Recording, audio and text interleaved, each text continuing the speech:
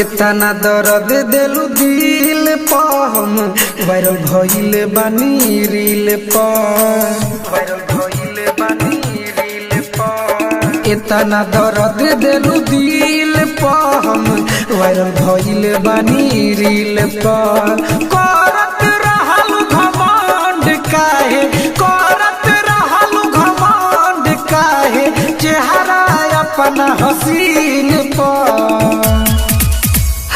इतना दर्द दिलु दिल पा हम वायरल भइल बानी रील पा इतना दर्द दिलु दिल पा हम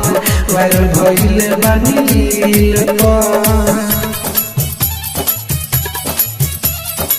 इतना दर्द दिलु